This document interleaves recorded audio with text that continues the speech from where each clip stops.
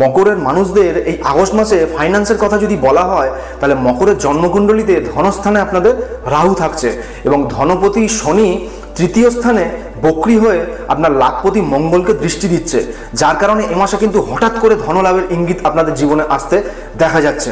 যারা বুদ্ধি, পরিশ্রম এবং দক্ষতার দ্বারা জব করে যাচ্ছিলেন কিন্তু স্যালারিতে এতদিন বৃদ্ধি হয়নি, তাদের ক্ষেত্রে কিন্তু এ মাসে স্যালারি বৃদ্ধি হতেও দেখা যাবে। যারা কর্মসংক্রান্ত ব্যাপারে নতুন নতুন কোনো যোজনার সাথে যুক্ত হতে চাইছিলেন, তাদের ক্ষেত্রে কিন্তু নতুন যোজনার মাধ্যমে এ মাসে অর্থলাভ আসতে দেখা যাচ্ছে। এ মাসে ব্যবসায়ীরা ব্যবসায় ইনভেস্টমেন্ট করে ব্যবসা বৃদ্ধির মাধ্যমেও কিন্তু অর্থলাভ আসতে দেখতে পাবেন।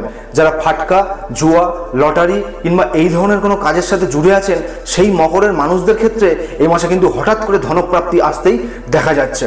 তবে রাহু আপনার ধনস্থানে থাকায় অত্যাধিক অর্থলাভের আশায় কোনো প্রলোভনের শিকার হওয়া থেকে কিন্তু অবশ্যই সাবধান হয়ে যাবেন। এ সময় কিন্তু আপনার লোভ আপনাকে অর্থক্ষতির সম্মুখীন করতে পারে বলেও জানবেন।